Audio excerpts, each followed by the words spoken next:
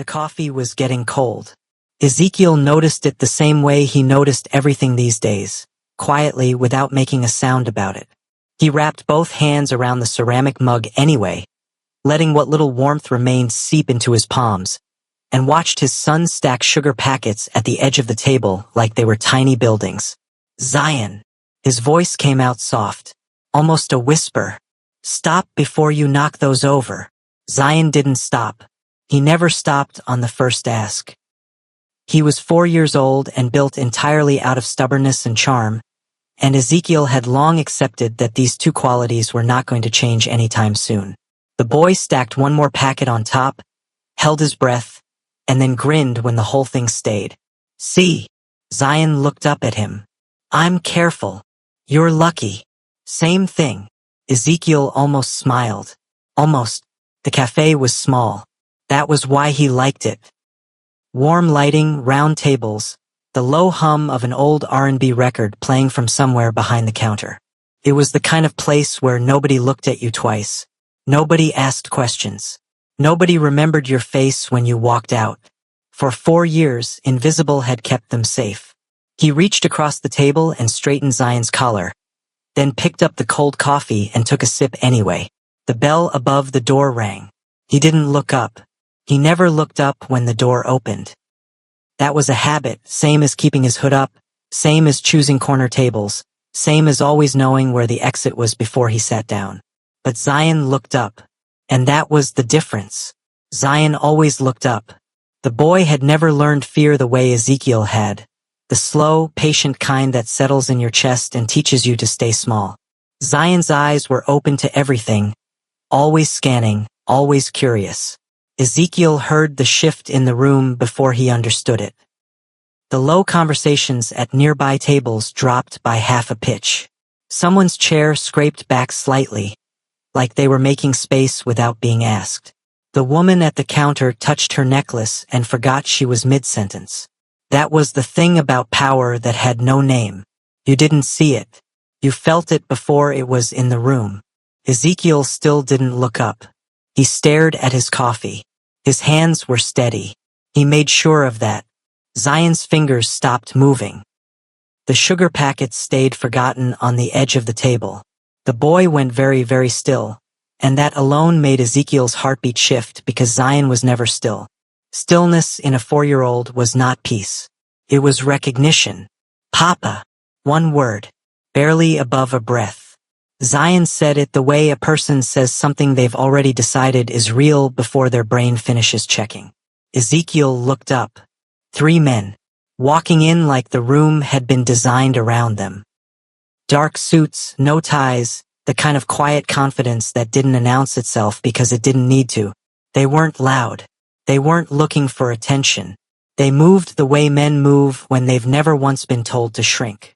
Alonzo, Demarion, Cassiel, the Whitmore triplets, the kings of the most untouchable syndicate in the city.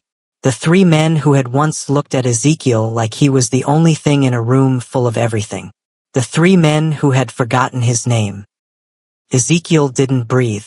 He counted the seconds the way he'd trained himself to. 1, 2, 3. Slow. Even. Invisible. They were heading toward the far end of the cafe. A booth. Probably a private meeting, something quiet and controlled the way everything they did was quiet and controlled. They weren't looking at him. They weren't looking at anyone. Their attention moved in a coordinated sweep the way it always had, a habit built from years of reading rooms for exits and threats. They would pass the table. They would not look. Ezekiel kept his eyes down. He reached for Zion's hand under the table. Too slow. Zion was already moving. Zion. The word came out like a reflex, too quiet, too late. Because Zion had already slid off his chair with that particular 4-year-old speed that has no warning and no logic, and his small sneakers were hitting the cafe floor, and he was moving toward them. Not running, not crying out, walking, deliberately, like he'd made a decision in his chest before his legs started moving. Ezekiel's stomach dropped. He stood up so fast his knee hit the table and the cold coffee rocked dangerously in the mug. He caught it, barely. His eyes never left his son. Zion reached the tallest of the three, Demarian, always the one in the middle, always the one with that particular stillness that pulled people toward him without trying, and grabbed two fistfuls of the man's jacket, and held on. Every guard in the room moved.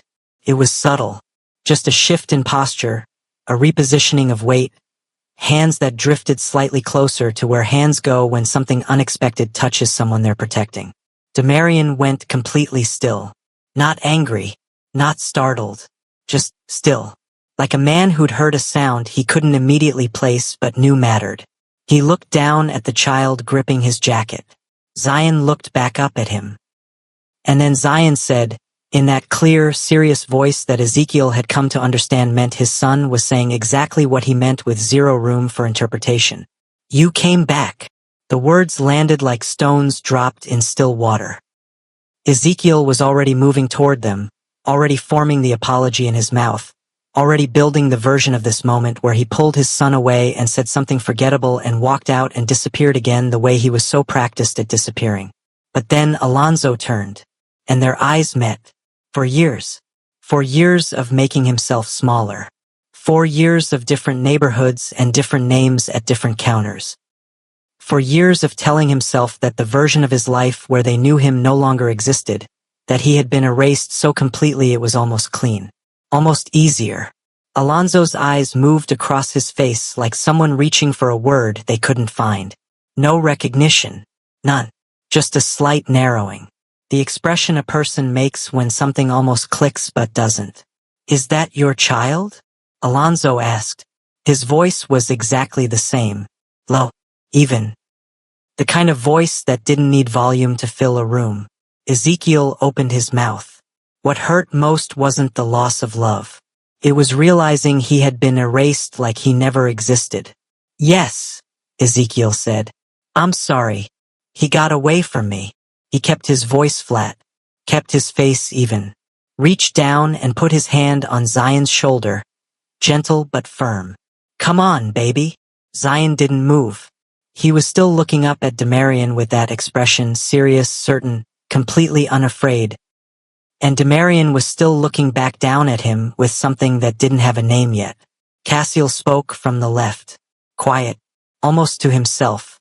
"Why does he keep staring at us like that?" Nobody answered, because the answer was the kind of thing that changes rooms. "Zion." Ezekiel put more weight into the word this time. "Let's go." Finally, Zion released the jacket. But before Ezekiel could turn, before he could start building the wall back up brick by brick, Zion looked back over his shoulder at the three of them and said it again, softer this time. "You came back." The ride home was quiet. Zion fell asleep in the back seat 20 minutes in, his cheek pressed to the window, his small hands loose in his lap. He always fell asleep fast after something big happened, like his body processed things by powering down. Ezekiel drove and didn't turn on music. He kept the speed even, watched the road, breathed. He told himself 100 times over 4 years that this would never happen, that the city was large enough, that they moved in worlds that didn't overlap anymore, that even if they passed each other on a street, the accident had taken enough that there would be no reason to stop. He'd been right about all of it, until today, until Zion. He glanced in the rearview mirror at his sleeping son and felt the familiar split. The love that had no edges, and underneath it, the fear that had never left. His phone buzzed on the passenger seat. He didn't recognize the number. He almost let it go. But 4 years of surviving had taught him that unknown numbers didn't contact him by accident. He answered on speaker. Silence for a beat. Then a voice he hadn't heard in 4 years came through the car speakers. Low and even, like it hadn't changed a single thing about itself since the last time it filled a room. "We know where you are, Ezekiel." His hands tightened on the wheel. "You're being summoned." Hi viewers, here's a question I need you to answer in the comments right now. If you found out the person you forgot was raising your child alone for 4 years, what would be the very first thing you would say to them? The line went dead. In the back seat, Zion slept on, completely still. And for the first time in 4 years, the silence felt like it was closing in. The message was 2 words. Come alone. Ezekiel read it 4 times standing in the hallway of their apartment. Zion already bathed and down for the night, the soft glow of the nightlight cutting a yellow strip under the bedroom door. He read it the 5th time sitting at the kitchen table. Then he set the phone face down and stared at the wall. Come alone. That was the thing about men like the Whitmore triplets. They didn't threaten. They didn't need to. The instruction itself was the threat, clean and complete, and the fact that it arrived as a courtesy rather than a command was its own kind of power. A reminder that they could have shown up instead of called. He went. Of course he went. There was no version of this where he didn't. The car arrived at 9:10. Unmarked, black. A driver who didn't speak and didn't need to. Ezekiel had left a note on the counter for the neighbor across the hall. Mrs. Celestine, who was 72 and had been looking in on Zion since the week they moved in. She didn't ask questions. He paid her well and she kept her word, and that arrangement had worked for 3 years without a single problem. He folded himself into the back seat. The city moved past the windows. He watched it. The Whitmore estate sat at the edge of the city's northern boundary. Not a mansion in the way people imagined, not gates with gold tips or cameras that followed you up a circular driveway. It was a house that had been allowed to grow over several decades until it became something larger than itself. Stone walls, old trees, the kind of property that told its own history just by existing. He'd been here before. He remembered the first time. He pressed that memory flat and kept walking. Inside, the lighting was low and warm. A fireplace in the main room that wasn't decorative. Someone's coat folded over the back of a chair. 3 glasses on the table, 2 of them empty. The kind of disorder that meant the space was lived in, actually lived in, not arranged for appearances. Alonzo was standing by the window. Demarian was seated. Cassiel leaned against the far wall with his arms crossed, watching the door. Watching Ezekiel the second he walked in, with that direct gaze that always felt like being measured for something specific. Sit down, Alonzo said, not unkindly, just stating it. Ezekiel sat. The silence held for a moment. Then Demarian leaned forward, elbows on his knees, and looked at him with something that wasn't quite suspicion and wasn't quite warmth. Something in between. The child, Demarian said. The one from the cafe. His name is Zion. He's yours. Yes. Cassiel's eyes didn't move from him. He said we came back. What did he mean by that? Ezekiel had rehearsed this in the car. He'd built a careful, clean version of the answer. Something honest enough to satisfy but not enough to open the door. He's 4, Ezekiel said. He says things. He said it twice. That was Demarian. Quiet. Kids that age don't repeat things unless they mean them. The fire shifted in the grate. Ezekiel kept his face still. Why does he feel familiar? Alonzo asked. He said it almost to the room rather than to Ezekiel. Like he was thinking out loud. Turning something over that wouldn't sit right. I don't know what you mean. Alonzo turned from the window and looked at him directly. I think you do. That was the moment, the exact narrow moment, where the truth sat right at the edge of Ezekiel's mouth and he chose to hold it back. Not because he wanted to lie. Because he'd spent 4 years keeping this child alive and whole and safe, and walking into a room and handing that weight over to men who didn't know him anymore felt like something he had no right to do without knowing what they'd do with it. Do I know you? Alonzo asked. The question was genuine. That was what made it hit the way it did. Not accusatory. Not suspicious. Just real. The honest confusion of a man reaching into a space where something used to be and finding it empty. No, Ezekiel said. The word left his mouth clean and quiet and wrong in every direction. Demarian watched him say it. Then Demarian looked at the fire for a long moment and said nothing, which was worse than if he'd pushed back. Cassiel finally moved from the wall. He crossed toward the sideboard, poured a glass of water, and set it in front of Ezekiel without being asked. You're tense, Cassiel said. Matter of fact. I'm fine. You're tense, he said again. like Ezekiel hadn't spoken. He pulled a chair out and sat across from him, and for a moment just looked at him with that same measuring quality. Then quietly, "We're not going to do anything to you. I know. You don't look like you know." Ezekiel picked up the water glass. His hand was steady. He made sure of that. "What do you want from me?" he asked. The three of them exchanged a look, brief, practiced, the language of men who'd spent their whole lives reading each other. Then Alonzo came away from the window and sat down. "We want to understand why that child ran to us like we were the only people in a room full of everyone else," Alonzo said. "And we want to understand why you looked at us today like you'd seen something die." Ezekiel set the glass down. "Love doesn't always return as memory. Sometimes it returns as hesitation." He was 2 sentences away from telling them everything.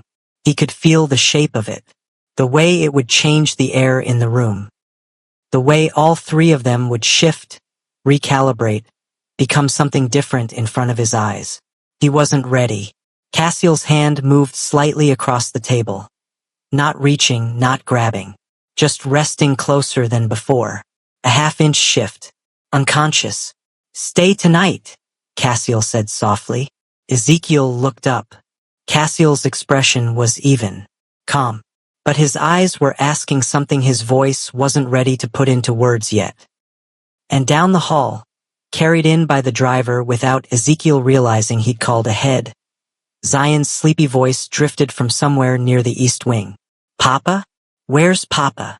Zion was not afraid of the house. That was the first thing. Ezekiel had braced for it. The wide eyes, the clinging, the way his son sometimes reacted to unfamiliar spaces by tucking himself under Ezekiel's arm and refusing to move.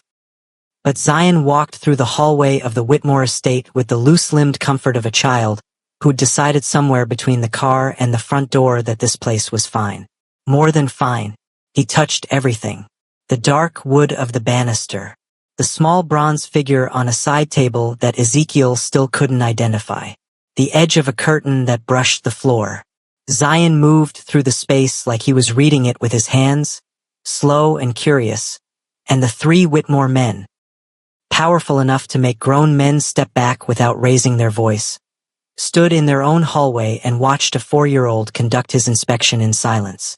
Alonzo's jaw was tight. Demarian had his hands behind his back. Cassiel watched Zion with an expression Ezekiel couldn't fully read, which was unusual. Cassiel's face was generally easier to read than the other 2, less guarded, more present. But right now something was working in his expression that hadn't made it to the surface yet. Zion reached a wingback chair near the fireplace, climbed up into it without asking, pulled his knees to his chest, and looked at all of them. "Is this your house?" he asked, directed at Demarian specifically. Demarian blinked. "It belongs to all 3 of us." Zion considered this with the seriousness of someone being told information that has implications. 3 houses in one? Something like that. That's a lot of rooms. "It is." Zion nodded like the math had checked out. Then he looked at Ezekiel. "Papa, can I stay in the chair?" For a little while. He settled deeper into it, apparently satisfied, and within 12 minutes he was asleep. Not gradually. Not the slow drift that most children do. Zion went from upright and conversational to completely unconscious in a span of time that still, after 4 years, managed to catch Ezekiel off guard. One moment present, the next gone. The room got quieter. Demarian moved toward the chair slowly, the way you move near something you don't want to disturb. He stood at the edge of it and looked at Zion's sleeping face for a long moment. Then, without appearing to decide to do it, he reached down and adjusted the throw blanket that had been draped over the arm of the chair, pulling it up over Zion's shoulders, tucking the edge in gently at the side. Ezekiel watched his hands do it. Demarian straightened, looked at what he'd just done, said nothing. Alonzo watched it too, from across the room. "He's comfortable here," Alonzo said finally. "He's comfortable everywhere," Ezekiel said. "He gets that from..." He stopped. The half-sentence hung there. Cassiel looked at him, waiting. Ezekiel changed direction. He's always been like that. He warms up fast. The fire crackled. They moved the conversation to the adjacent room, far enough that the low voices wouldn't carry, close enough that Ezekiel could see the doorway from where he sat. He kept one eye on it the whole time. They weren't aggressive about it. That was the thing he kept returning to, turning over in his hands the way you turn something unfamiliar. They asked questions the way people ask questions when they actually want the answer rather than when they're building a case. Alonzo mostly, Cassiel listening, Demarian with his elbows on his knees again, focused. How long have you been in the city? Alonzo asked. A while. Work. I get by. Cassiel tilted his head slightly. Just the two of you? Just the two of us. Demarian looked at the doorway. He calls you Papa, not Dad. He always has. A pause. Then Demarian. Why does he feel familiar? He'd said it before in the first room, and Ezekiel had deflected. But Demarian was asking it again, not as a repeat but as a return, the way you circle back to the thing you haven't finished yet. Ezekiel looked at him. Demarian looked back. Love doesn't always return as memory. Sometimes it returns as hesitation. I don't have a good answer to that, Ezekiel said. It wasn't a lie technically. He didn't have a good answer. He had the true answer, which was something different. Cassiel shifted in his seat. Then quietly, not making a thing of it. You keep looking at the door. My son is in the other room. We're not going to. I know, Ezekiel said. And he did know. That wasn't the problem. The problem was muscle memory. For years of sleeping light, of waking up fast, of positioning himself between the door and his son's bed. It wasn't about them. It was about what his body had learned to do. Cassiel seemed to understand this without needing it explained. He didn't push. Alonzo leaned back. You're not going to tell us what you know. I don't know what you're talking about. You do. Alonzo said it without heat. You've been deciding how much to say since you walked in. I can see it. He paused. I'm not going to force it, but I want you to know, whatever it is, we're not the kind of men who punish people for honesty. Ezekiel looked at him. For years ago, that sentence would have meant something different. For years ago, he knew exactly what kind of men they were, because they'd shown him. Not in grand moments. In small ones. He almost said it. He was so close. Then Cassiel's hand moved again. The same small drift across the table surface. Fingertips brushing the inside of Ezekiel's wrist for a fraction of a second before stopping. Not intentional. Or maybe it was. Cassiel's face didn't say. But it landed somewhere old in Ezekiel's chest, in a place he'd spent 4 years covering over. And for a moment the room felt too small for everything he wasn't saying. A sound from the other room. The soft, half-awake sound Zion made when he was in that space between sleep and returning. Ezekiel was on his feet before he'd consciously moved. He reached the doorway. Zion was still in the chair, eyes not quite open, one hand reaching out to grip the blanket. And Demarian was already there, crouched at the side of the chair, hand resting on the armrest a few inches from Zion's. Not touching but close enough that when Zion's searching hand moved it found him. Zion's fingers closed around two of Demarian's. And Demarian went completely still, not pulling away, not moving, just holding, eyes on the floor, expression doing something complicated and private, the way a person looks when something clicks into place that they can't explain and aren't ready to name. Ezekiel stood in the doorway and felt the 4 years all at once. The weight of them, the length, what he'd carried and what it had cost and what was in this room right now that couldn't be put back in the place where he'd been keeping it. He didn't know how long he stood there. But when he finally looked up, Alonzo was in the hallway behind him, watching the same thing. And what was on Alonzo's face wasn't confusion anymore. Morning came in slow and yellow through the tall windows. Ezekiel woke in a chair. He didn't remember choosing the chair. He remembered sitting near the doorway of the room where Zion had fallen asleep, and he remembered Cassiel setting a blanket over his shoulders at some point in the night without saying anything, and after that nothing until the light came. He was stiff. His neck had a problem with the angle he'd slept at, and it made itself known the second he moved. He pressed 2 fingers to the side of his jaw and rolled his head slowly and looked into the other room. Zion was on the couch now. At some point someone had moved him from the chair, settled him on the longer surface, and covered him more completely. He was on his stomach, both arms folded under the pillow. The unhurried deep sleep of a child who has never once had to decide whether a place is safe before closing his eyes. That part came from Ezekiel. The deciding. Zion had never had to do it. Ezekiel had made sure. He straightened in the chair and listened to the house. It was early. The kind of early where the sounds were just starting. Not the house itself, but the life inside it. Water running somewhere above. Footsteps even unhurried. The low register of a voice not quite reaching him. He should have gone home last night. He knew that. He also knew exactly why he hadn't, and the knowing sat in him the way difficult things sit. Not cleanly, not explained, just there. Zion stirred. He came up from sleep the way he always did. Not gradually but all at once. Eyes open and present before the rest of him had fully caught up.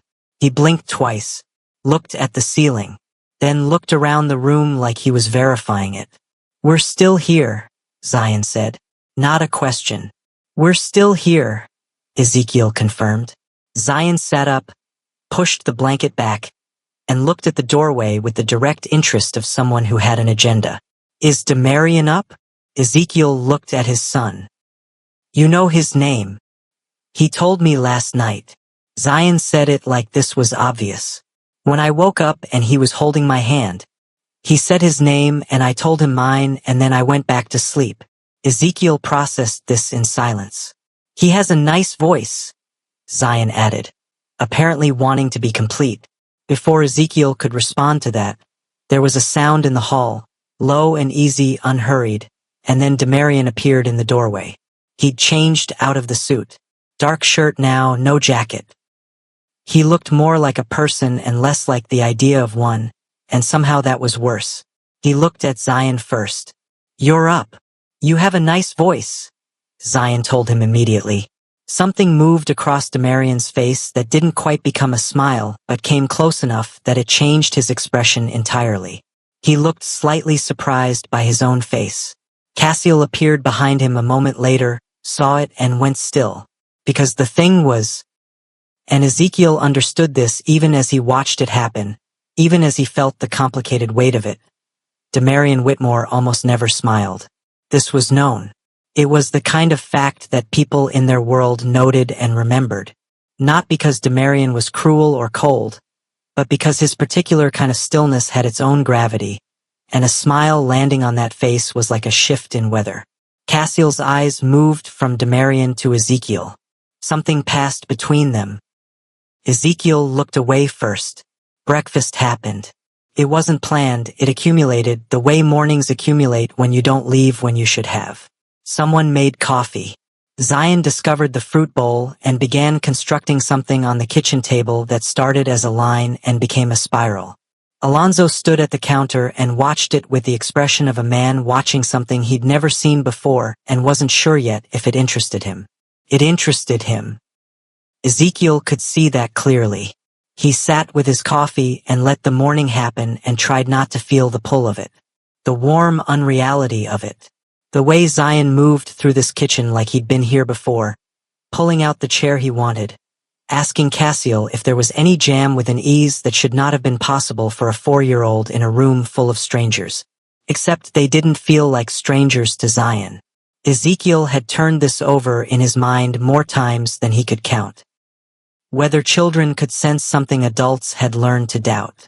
Whether the connection Zion felt was instinct or imprint or something else entirely. Something that lived in the biology of who he was and pointed him toward the source even when the source didn't know what it was pointing at. "Why does he call you that?" Alonzo asked. Ezekiel looked up. "What?"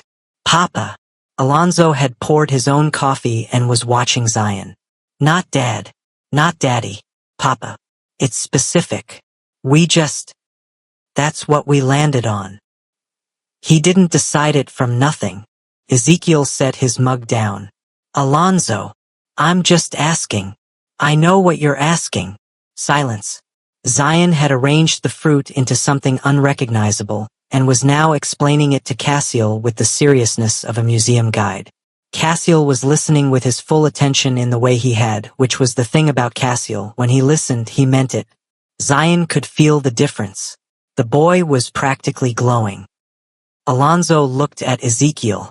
You can stay, he said. Low. Even.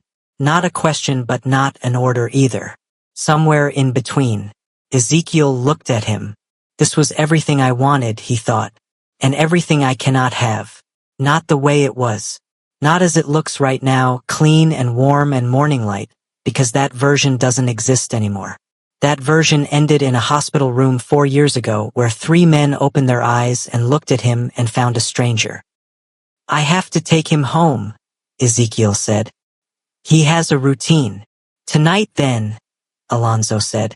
Come back tonight. Ezekiel opened his mouth to say no. Then Zion looked up from the table and said, to no one in particular and all 3 of them at once. We're coming back. A statement. Settled. And Demarian, quietly, barely, in a way that probably surprised even himself, said, Good. Ezekiel stood to gather his son's things. He was reaching for Zion's jacket when his eyes caught movement through the tall window at the side of the room. The garden. Stone path. Old trees along the boundary. A figure standing between them. Still. Watching. Watching the window. Watching him. Ezekiel didn't know the face at that distance. But the posture was the kind of posture that didn't belong in a garden on a quiet morning. Too deliberate. Too still. The kind of stillness that wasn't peace. That was waiting. The figure in the garden was gone by the time Ezekiel looked again. 10 seconds. Maybe 12. That was all it took for him to blink and shift and look back at the window, and the space between the trees was empty. Stone path. Old trees. Morning light landing on nothing. He stood there holding Zion's jacket and stared at the gap where the figure had been. Maybe it was staff. Maybe it was someone walking the property line. Maybe. He put Zion's jacket on his son without saying anything about it, and they left. 3 days passed. He told himself he wasn't going back. He told himself this the first morning, making Zion's breakfast, watching his son eat toast with the focused intensity of someone performing surgery. He told himself again the second day when his phone showed a message from Cassiel. Just a time and an address, no pressure attached to it, no expectation he could point to. He didn't respond. The third day he didn't tell himself anything. He just moved through the apartment and kept his hands busy and pretended the absence of something wasn't as loud as it was. Zion asked about Demarian on the second day. Once. Directly. The way Zion asked things, no preamble, no cushioning. Just the question handed over and waiting. When are we going back? I don't know, baby. Zion looked at him for a moment, then went back to his coloring book. He didn't ask again. That was worse. On the fourth day, someone knocked on the apartment door at 2 in the afternoon. Not the triplets. Not their men. A man Ezekiel had never seen but recognized immediately in the way you recognize a type before you recognize a person. Expensive coat. Easy posture. The particular relaxed quality that isn't actually relaxed. It's practiced. The kind of ease that takes effort. He introduced himself as Trayvon Beaumont. Ezekiel did not invite him in. Trayvon smiled like he hadn't expected to be invited in. You're more careful than I thought, he said. That's either smart or it means you already know why I'm here. I don't know who you are. That's all right. Just explaining the way you explain something to someone you think is about to make a mistake. People who've been waiting a long time for something to use. Something personal. He let that settle. You showing up with that child is personal. I didn't show up anywhere. It was a cafe. You think that matters? Trayvon tilted his head slightly. There are 3 men in this city who cannot be touched directly. Anyone who's ever tried has ended up with nothing. The smile again, thinner this time. But a child? A secret kept for 4 years? That's a door. And once a door exists, people walk through it. Zion's voice came from the back room. Just his normal sound, cheerful and high, narrating something to himself. Trayvon glanced past Ezekiel toward the sound. Then back. You think you chose them, Trayvon said, quiet now. But you'd be wrong. You think they'll choose you again? Ezekiel. He said the name like he owned it. You were forgotten once. That's not a coincidence.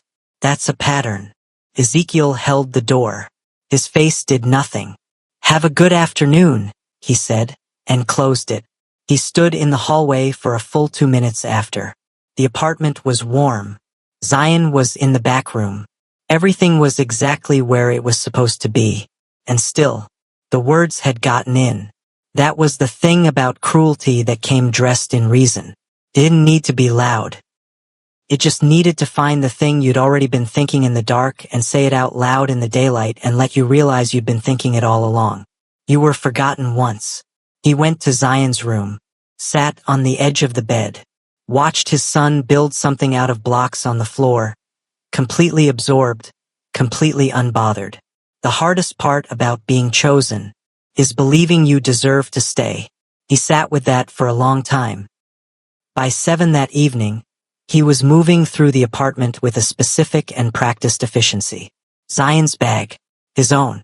The small blue case he kept under the bed that had everything in it that mattered: documents, a small amount of cash, 2 photos. He'd packed this bag before. He knew the order of it. He was almost done when Zion appeared in the doorway. He looked at the bags. He looked at Ezekiel. And he asked the question that Ezekiel had no good answer for. Are we leaving them again? Ezekiel's hands stopped. Again. Not are we leaving. Are we leaving again? Because 4 years of a father who moved carefully and watched exits and slept light had given this child, at 4 years old, the vocabulary to know the difference between leaving for the first time and leaving the way they'd done this before. Ezekiel sat down on the bed. He didn't have words. Not the right ones. He just sat. Zion crossed the room and stood in front of him. Eye level. The serious expression. The one that meant something had already been decided. I don't want to go, Zion said. Baby, I don't want to go. Ezekiel pressed his lips together, looked at his son's face, thought about everything inside the 4 years it had taken to make this face. This boy, this small determined human who looked at the world like it was safe because his father had worked every single day to make it safe. He opened his mouth. The front door knocked. Hard. Not a knocking anyone does when they're asking. The kind of knock that means, I know you're there. I know what you're doing. And I am not leaving.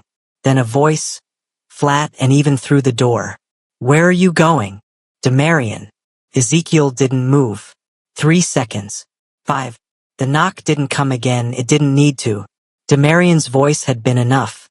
And the silence behind it was the kind that didn't back down. Zion looked at the door. Then at Ezekiel.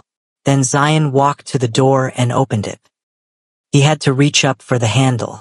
He did it without hesitation. Demarian stood in the hallway. Not in a suit this time. Dark jacket, simple. He wasn't alone. Someone was at the end of the hall watching the stairwell, but he walked in like it was just him and the apartment and the 2 people inside it. He looked at the bags. He looked at Ezekiel. And he didn't say anything yet. That was the thing about Demarian. He never moved too fast. He came in, scanned the room, processed. Zion had retreated to the couch and was watching with the particular stillness he'd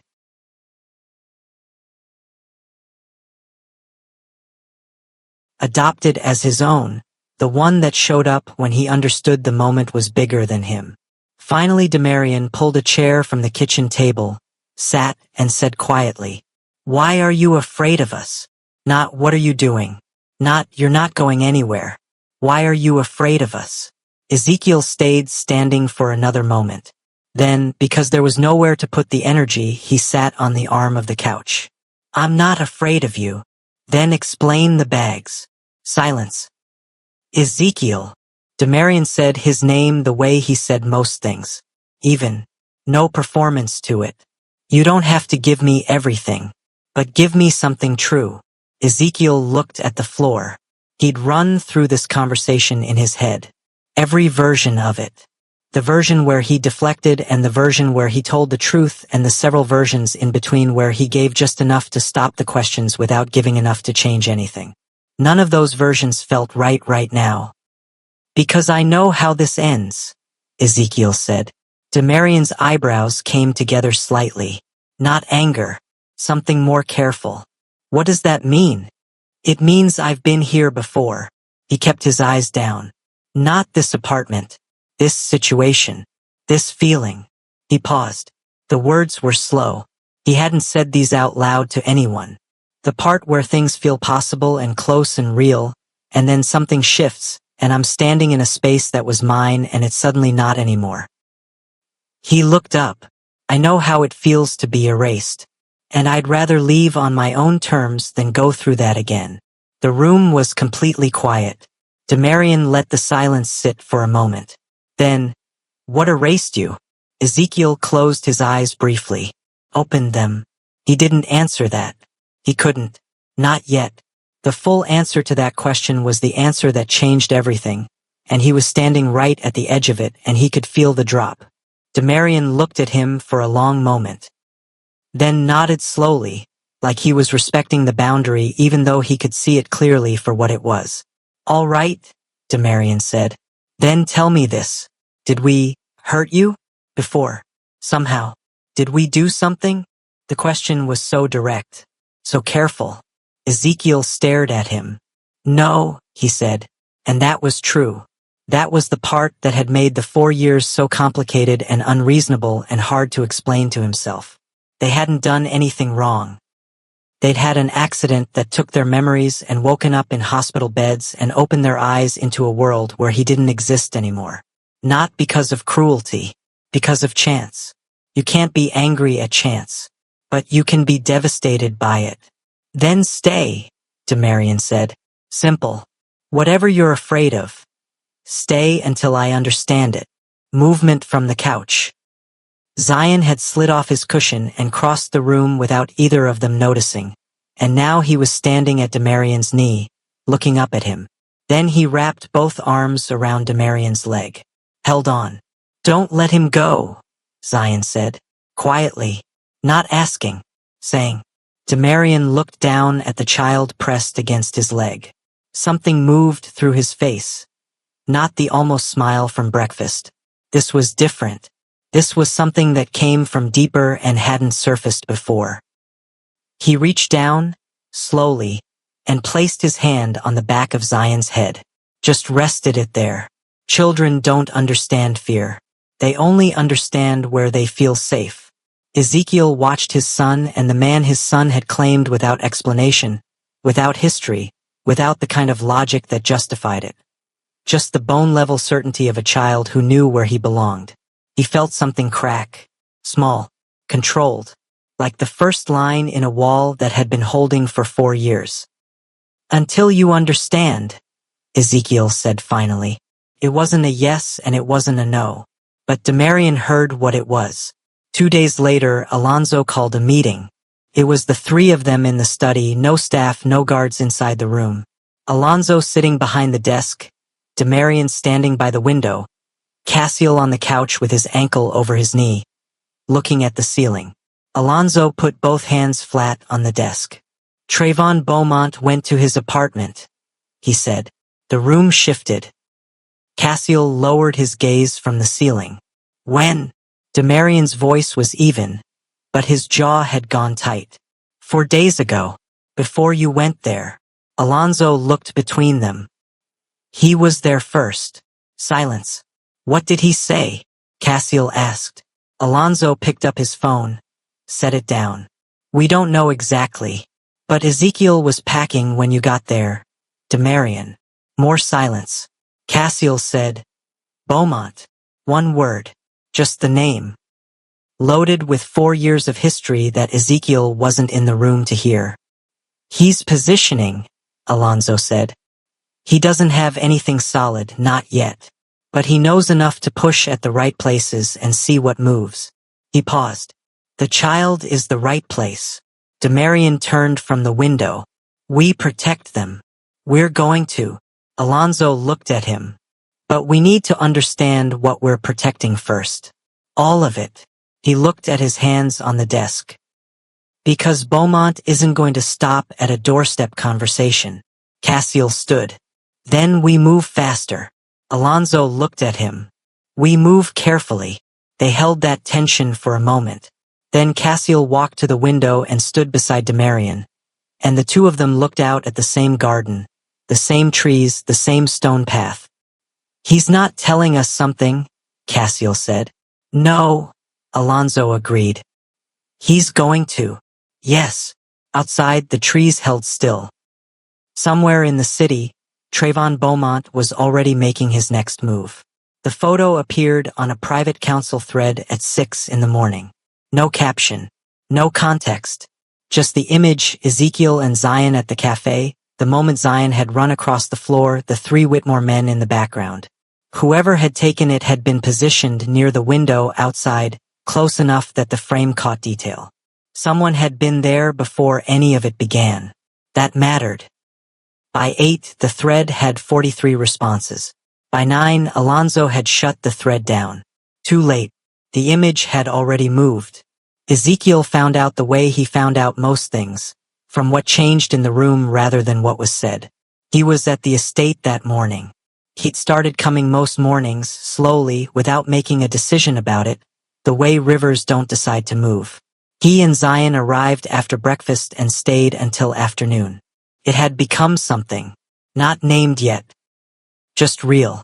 He noticed the shift when Cassiel walked in and went straight to the far side of the room without stopping to speak to Zion, which Cassiel always did. Zion noticed it too. Looked up from the floor where he was coloring, tracked Cassiel's movement, and went back to his coloring without comment. Alonso was on the phone in the hall. Voice low. Controlled. The particular controlled that meant something needed to be controlled.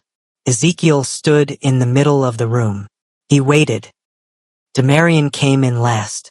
He looked at Ezekiel directly, which Ezekiel had come to understand meant there was something to say. We need to talk, Demarian said. I know. They sat. Alonso came in from the hall and closed the door. Cassiel stayed standing.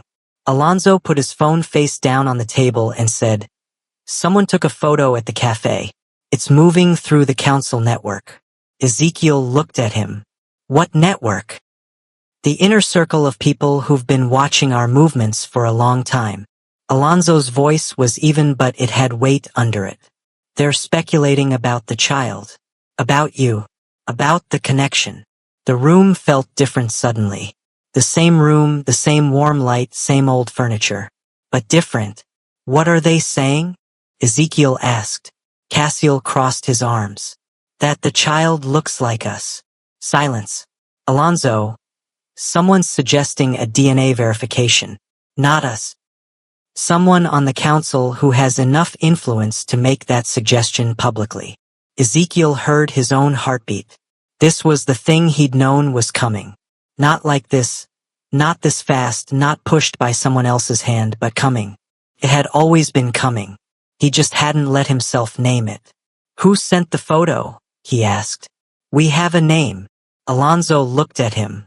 Trayvon Beaumont. The name landed and didn't move. Ezekiel felt very calm suddenly. The wrong kind of calm.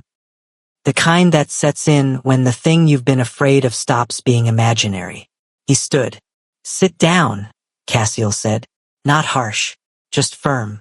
I need to. Ezekiel. That was Demarian. Quiet. The way Demarian always said things when he needed them to land.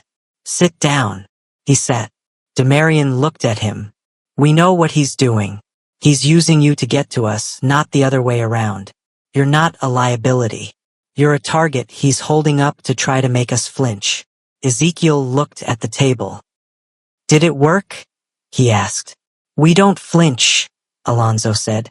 That wasn't exactly what Ezekiel had asked.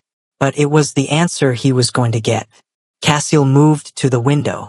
He looked out for a moment. Then quietly, without turning around. Sometimes protection isn't loud. It's choosing not to let the world tear someone apart.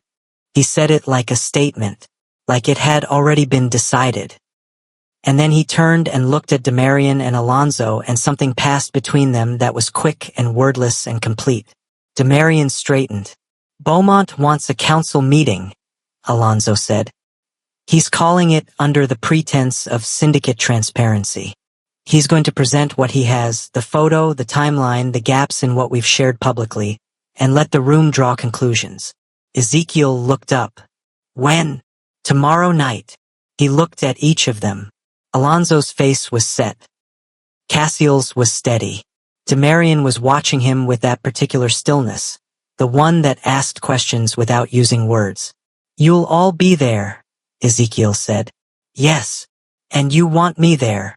Nobody answered right away. Then Alonso, we want you to be ready. Whatever's said in that room, we need you to be able to stand in it. Ezekiel looked at the table. Tomorrow. He had until tomorrow. That night, he sat beside Zion's bed for a long time after the boy fell asleep. He did this sometimes. Not every night, but on the nights when the weight of things didn't settle properly and he needed to remember what was real. What he'd built. What it had cost. Zion slept with his mouth slightly open, one arm thrown over the edge of the pillow. For years old, he hadn't asked for any of this. He just arrived, small and loud and certain, and remade everything Ezekiel thought he understood about what he could carry. Ezekiel pressed a hand to his own chest briefly, then took it away. Whatever was said in that room tomorrow, he would stand in it. He didn't have a choice anymore. Zion had already chosen. He almost didn't notice the car parked on the opposite side of the street. He'd come outside for 10 minutes, just air, just the night, just a moment of standing still in an unstill week. He was on the second step of the building entrance when he saw it. Dark. Engine off. No lights. Just sitting there. He didn't move toward it. He stood on the step and looked at it and counted the seconds the way he always did. Then the rear window lowered. Just 2 inches. Trayvon Beaumont's voice came through the gap. Calm. Conversational. Like they'd been in the middle of a talk. Tomorrow night, he said. Think carefully about what you walk into that room prepared to say. The window went back up. The car didn't move. Ezekiel went back inside. He didn't sleep. The council room was not what people imagined. No long table, no high-back chairs arranged like a courtroom, no overhead light cutting down from a single source. It was an old building, stone, pre-war, the kind of architecture that meant weight without announcing it. Inside, the room was wide and low-lit, chairs arranged in a rough half-circle, no assigned positions. 22 people. Maybe 24. All of them the kind of people who made decisions that moved through the world without being tracked back to a room like this one. Ezekiel knew what he was walking into. He walked in anyway. He was not alone. Alonso entered first. That was deliberate, Alonso's natural position, his particular kind of authority that moved the air in a room before he said anything. Cassiel came in beside Ezekiel. Demarian behind. Trayvon Beaumont was already seated. He looked up when they entered and his expression did nothing. No satisfaction, no performance. Just acknowledgement.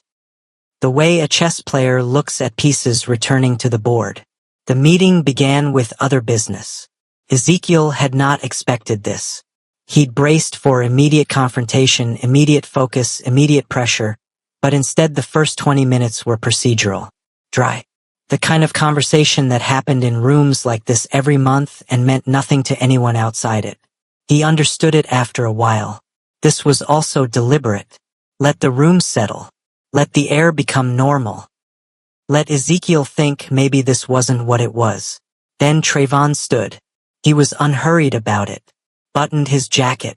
Looked around the room. I'd like to raise a matter of transparency, he said. The room shifted. Not dramatically. Just the slight recalibration of people who recognize a specific type of opening. Trayvon spoke for 4 minutes. He did not raise his voice. He did not accuse. He presented the photograph. He presented a timeline of Ezekiel's movements in the city. reconstructed from sources Ezekiel couldn't begin to identify. He noted the pattern of contact with the Whitmore triplets. He noted the child. He noted the child's face. "I'm not drawing conclusions," Trayvon said. "I'm raising questions that this council has a right to ask." He sat down. The room had 22 people in it, all of them looking at Ezekiel. Ezekiel felt the pressure of it. The collective weight of 22 experienced, calculating people all pointing their attention at one place. He breathed, even, slow, like his body was separate from the room.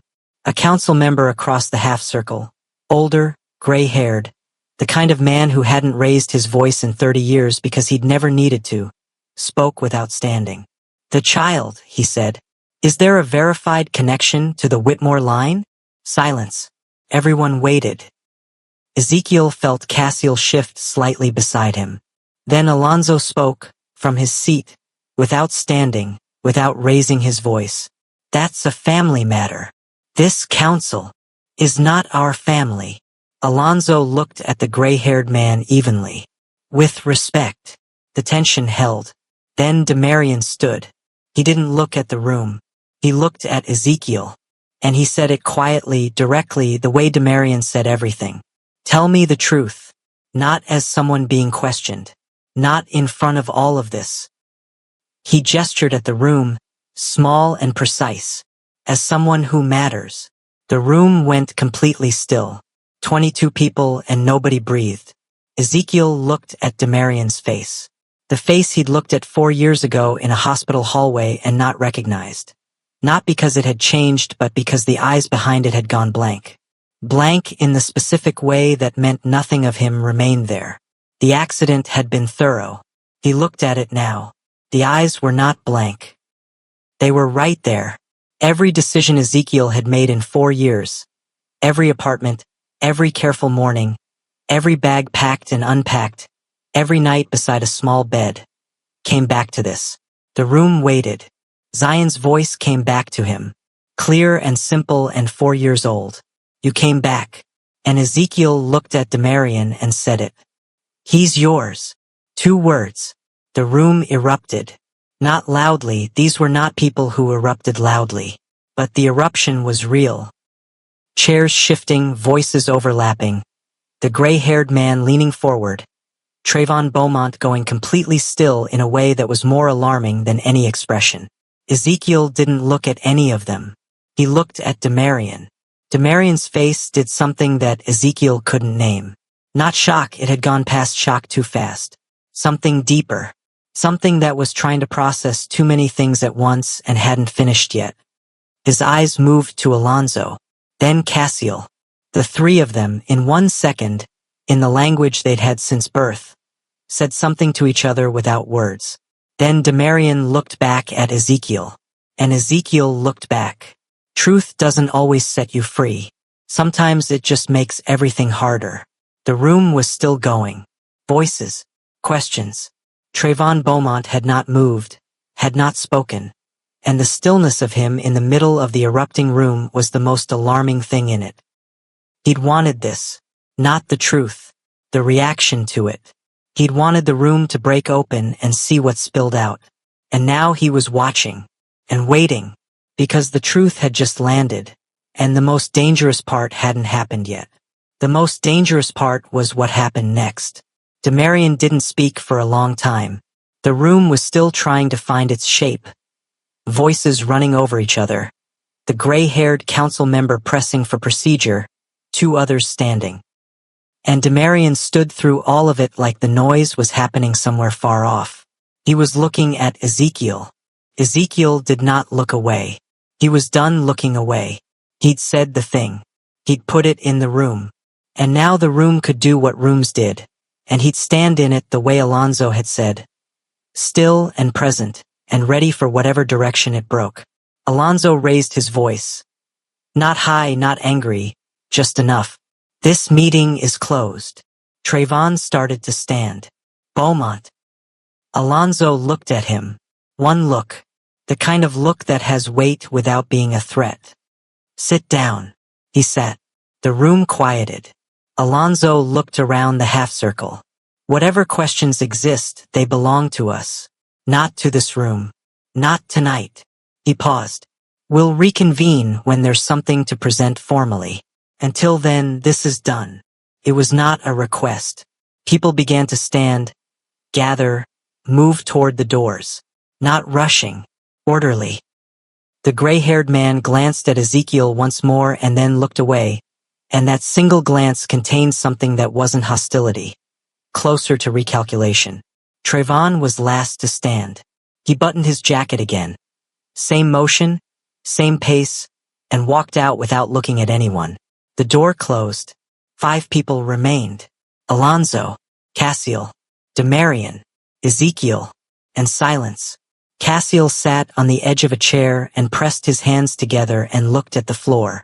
Alonzo walked to the window. Same as always, the window, the thinking position, and stood there. Demarian crossed the room slowly. He stopped in front of Ezekiel. Not close enough to crowd him. Close enough to be direct. 4 years, Demarian said. Yes. You've been in this city. Yes. A pause. Then quieter. And you didn't come back. Ezekiel felt the shape of what that sentence was carrying. Not anger. Not accusation. A real question. The kind that has hurt inside it rather than blame. Because you didn't remember me, Ezekiel said. Demarian looked at him. Ezekiel kept going because he'd stopped stopping himself. I came to the hospital. 3 days after the accident. I stood outside the room and one of the nurses told me you were stable and that you'd been asking for your family, your team, the people who mattered. He stopped briefly. She had a list of people you'd asked for. He looked at Demarian's chest rather than his face because looking at his face made this harder. I wasn't on it. The room was absolutely still. I thought, he stopped, restarted. I thought maybe it was temporary, that the memory would come back and I'd hear from you. I waited. He finally looked up. A month, then 2. I had a choice to make by the 3rd month and I made it. Demarian said nothing. Cassiel looked up from the floor. Alonzo had turned from the window. I'm not telling you this to make you feel responsible, Ezekiel said. You weren't. It was an accident. You didn't choose to forget me. He breathed. But I had a child coming, and no place in your world anymore. And I made the only decision I could figure out how to make. A long pause. Then Demarian said the thing that had been sitting in the room since Ezekiel walked in. Why didn't you tell us when you came back? When we saw you at the cafe? Ezekiel looked at him. Because I didn't know if you'd want me to. That landed differently than anything else. Differently on all 3 of them, visibly in the way it shifted their faces, not dramatically but clearly the small movements that show something has gone somewhere deep. Cassiel stood. He crossed to Ezekiel and stood close enough that he had to look up slightly, and then he said, flat and honest, we would have wanted you to. You didn't know me. We know you now. Alonzo came away from the window. He sat down in a chair across from Ezekiel and was quiet for a moment. Then, I want to ask you something and I want the true answer. Ezekiel looked at him. Did you come back to us? Or did Zion bring you back? The question hung. Ezekiel thought about the cafe. The cold coffee. The way he'd kept his eyes down. The way Zion had moved before he could stop him. Zion, he said. And then quieter. But I didn't leave. Alonzo held his gaze for a moment. Then something in his expression settled. Not softened, not broken, just settled. Like a thing that had been standing at an angle finding its balance. Demarian crouched. Right there, in the middle of the room, in front of Ezekiel, he crouched down to eye level the way he had beside Zion's chair. And looked at him from there. I may not remember, Demarian said. But I choose this now. He didn't gesture. Didn't specify. Didn't make it a performance. Both of them. The child. Whatever this was. All of it. Ezekiel's jaw worked. He didn't speak right away. He looked at the 3 men in the room. Alonzo with his quiet authority settling into something warmer, Cassiel standing close, Demarian at eye level and choosing, and felt the 4 years at once. Not as weight. as distance. The actual physical distance of 4 years measured and real, and the fact that he was on the other side of it now. Love that is chosen, Ezekiel said slowly, more to himself than to them, is stronger than love that is remembered. He wasn't sure where the words came from. He knew they were true. Demarian stood, and from somewhere out in the building, a waiting room down the hall, where Mrs. Celestine sat with a sleeping Zion, because Ezekiel had learned to stop going into uncertain rooms without a plan. A small, clear voice carried through the walls. Not words, just the sound of his son waking. Just that, and somehow that was the only thing left to say. Zion found the lanterns first. They were at the back of the property, the part of the estate garden that nobody seemed to use for anything specific, old stone path leading to a clearing where 4 lanterns sat on weathered posts, the kind that burned real oil, not electric. Someone had lit them. Maybe staff, maybe not. Either way, when Zion pushed through the back door and spotted them 20 yards out, he made a sound that was pure, uncomplicated joy and ran toward them before anyone could say anything about it. Ezekiel watched him go. He didn't follow immediately. He stood in the doorway between the house and the garden, one hand on the frame, the evening air moving slow and cool against his face, and let himself just watch his son run. The way Zion ran with his whole body, arms slightly out, head back, no destination strategy, just the pure, unreasonable joy of moving fast towards something bright. He'd watched this child run 1,000 times. It hit differently tonight. Alonzo came and stood beside him, not speaking, just standing. After a while, Cassiel appeared on his other side. And then Demarian, from farther back, crossed the kitchen and came to stand just inside the doorway, looking out. Zion had reached the lanterns. He was circling them now, inspecting each one, his shadow long and warm-edged on the garden stones. He has no fear, Cassiel said. No, Ezekiel agreed. That's yours. Ezekiel looked at him. Cassiel met his eyes briefly, giving him a life where he didn't have to be afraid. That came from you. That was work. He looked back out at the garden. He didn't arrive fearless. You made him that way. Ezekiel didn't have a response to that. He looked back at his son. The next few days had not been simple. He hadn't expected them to be. The council would need something formal. Alonzo was handling that quietly in the way Alonzo handled things, efficiently and without announcement. Trayvon Beaumont had not reappeared, which Demarian said meant he was repositioning rather than retreating, and that distinction mattered. There were conversations still to have, logistics still unsettled, a life in one apartment and a life in this house and no clean line yet between them. None of that had been resolved. What had shifted was something else. The thing that lives under logistics. The thing that logistics is arranged around if you're doing it right. Zion had stopped at the farthest lantern and turned back toward the house. He could see them in the doorway. 4 of them now, framed by warm light from inside. He raised one hand and waved like someone flagging down a ship. Demarian raised his hand back. Just that. Simple, unhurried.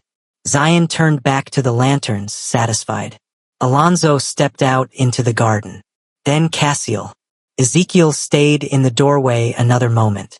Demarian came to stand beside him, close enough that their shoulders were almost touching. He looked out at the garden.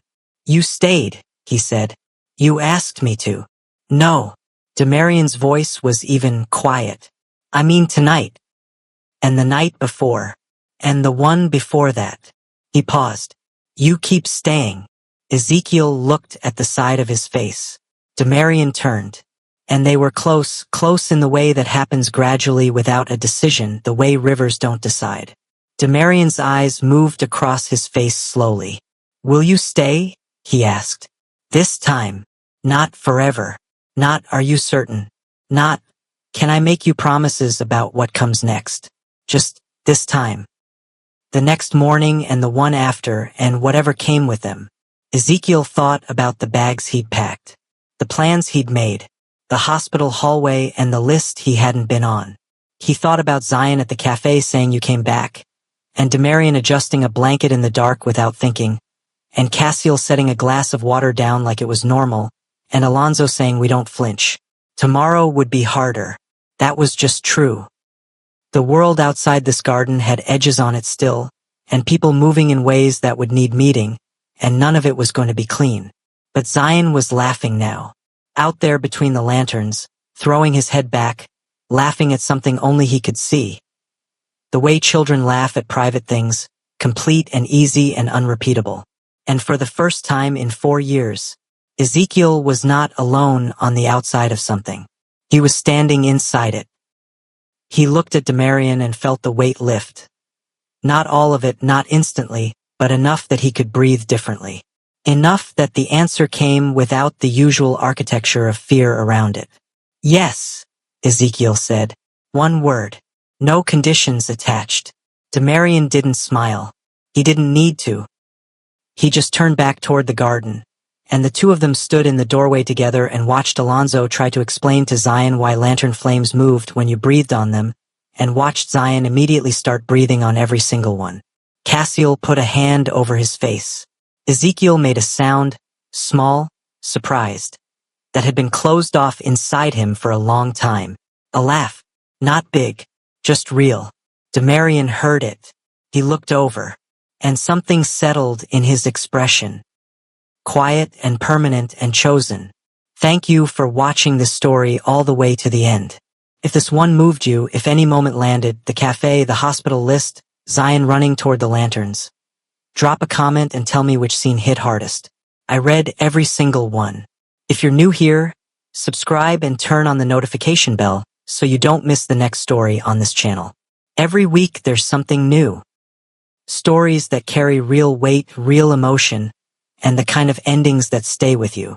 And if someone in your life needs to hear that being chosen matters more than being remembered, share this with them. This channel exists because of you, and the next story is already coming.